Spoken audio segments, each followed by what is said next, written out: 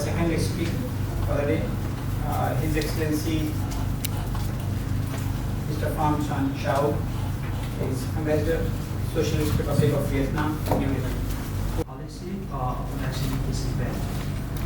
We believe that emerging technology such as artificial intelligence, Internet of Things, machine learning, blockchain, augmented reality, virtual reality, robotics, and automation are transforming the business across the world.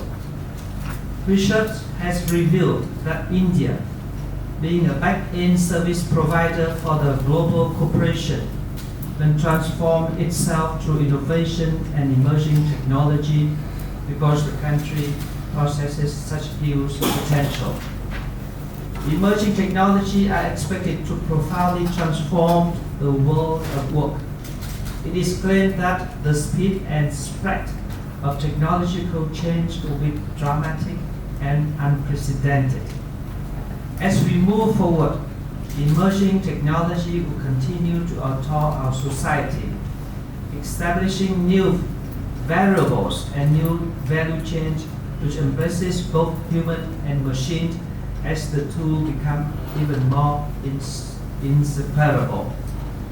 In this context, it is also necessary to mention that the growing adoption of big data, analytics, artificial intelligence, and Internet of Things is expected to push cloud market in India to grow threefold to reach $7 billion by 2022. India infrastructure as a service spending was estimated to be about $1 billion in last year, 2018, and is forecast to grow at 25% per year to reach around $2.4 billion in 2022. I want to talk a little bit about artificial intelligence technology because we are more familiar with it. The development and application of AR technology is developing so rapidly, which is greatly impacting on the economy and social development of every country. AI will become the main development tendency in the world in the coming years. Let's see the figures in China and United Kingdom. China and United Kingdom have estimated that AI-related activities and trade will account for 26% and 10% of GDP respectively by 2030. In addition, AI will become a factor which will change all the production and export process. According to some recent studies in China and UK, about 46% of the workforce in China and UK will participate in the entirely new job or develop in new skill demanding job by 2022. So many countries across the world, namely USA, France, Japan, China, and India, have respectively published its artificial intelligence report.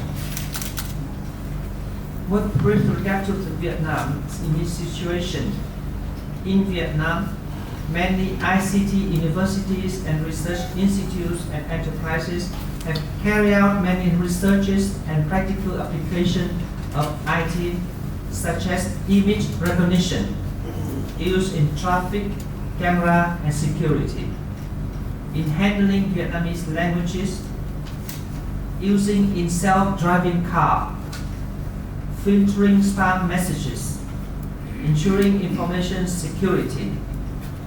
Some Vietnamese companies have also set up their centers to research AI, set up AI platform with standard model available to form AI ecosystem for all the parties to develop their product.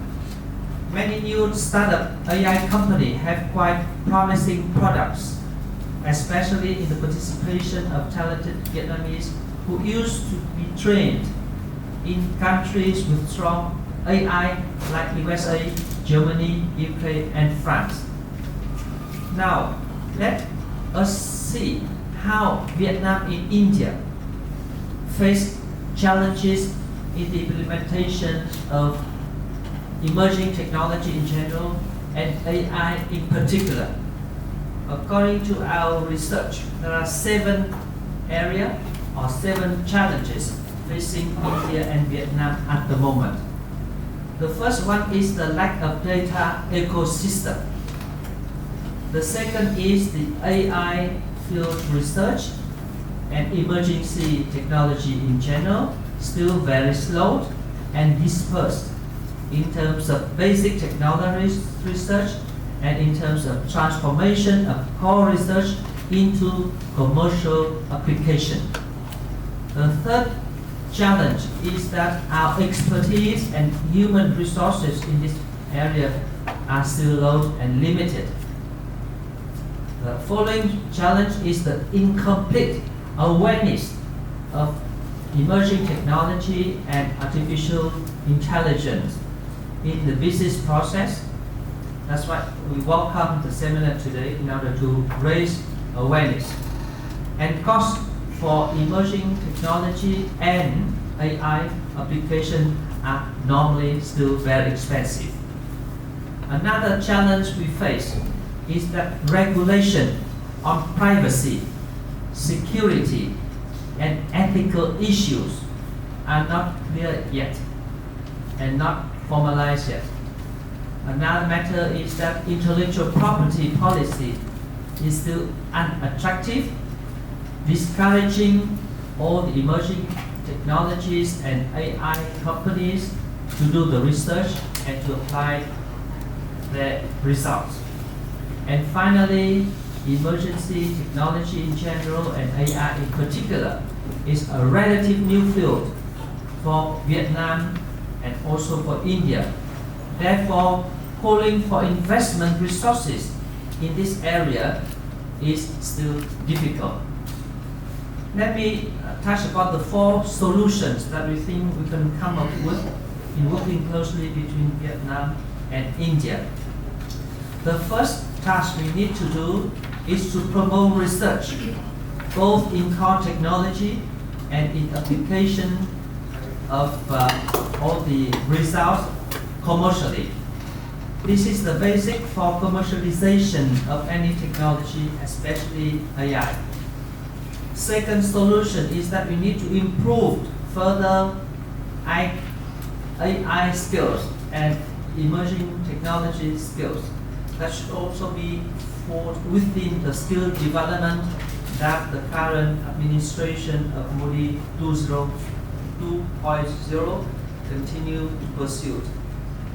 The birth of emerging technologies and IT in general encourage labor force to adapt themselves very quickly in order to be in conformity with the changes in business and production activities.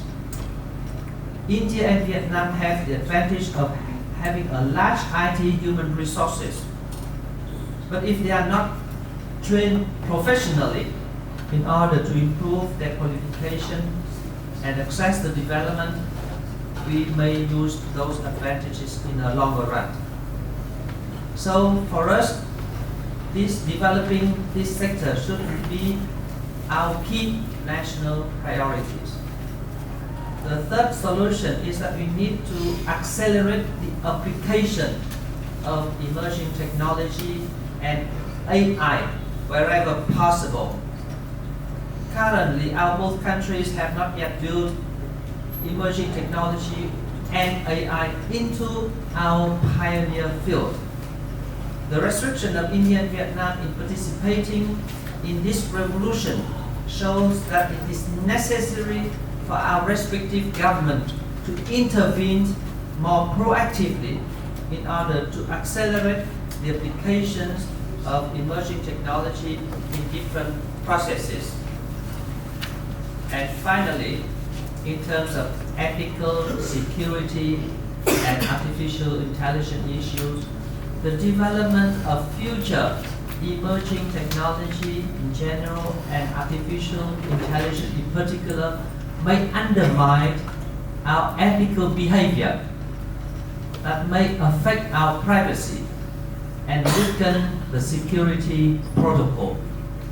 Therefore, in our respective national strategies of development of emerging technology, appropriate steps must be taken in order to minimize these risks, and at the same time set higher standards in protecting privacy while we develop and apply emerging technology. Now I come to the cooperation between Vietnam and India. Vietnam and India share many similarities in terms of challenges, and we also have a relatively low level of technology as compared to Western countries. The 80-based economic development of both countries are now being implemented. But since we share some similarities in terms of challenges, we think that we can work closely together in order to find a solution. At the moment, in Vietnam, there are many scientific research institutes who are willing to invite Indian experts and scientists to come to Vietnam to share their experience in this field and apply emerging technology and artificial intelligence in the area where India has a strong comparative advantages, namely healthcare, agriculture, education. And Vietnam are ready to invite experienced companies to come to Vietnam to invest in this area and to have a joint venture. Vietnam Embassy here in New Delhi, we have various sections. One of our most section is the Scientific and Technical Cooperation section, headed by Mr. Quinn, who sits here with me, will be your contact point.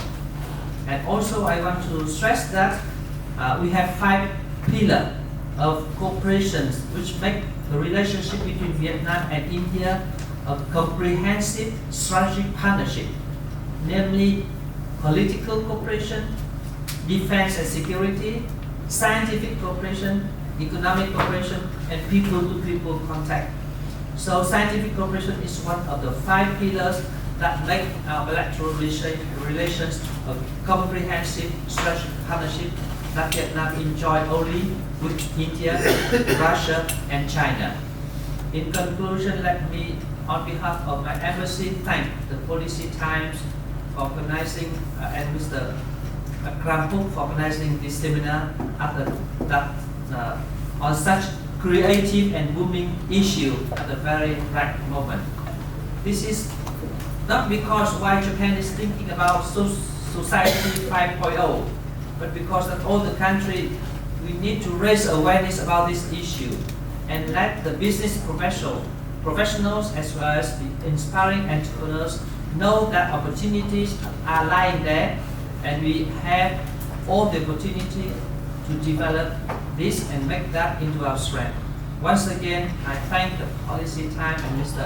Krampuk and all the chairmen for making this attempt to broaden our awareness, and I feel that it is time for us to design and implement the necessary steps and strategy in the near future.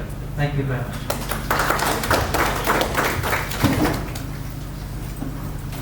Thank you, His Excellency. Exactly 14 minutes 55 seconds.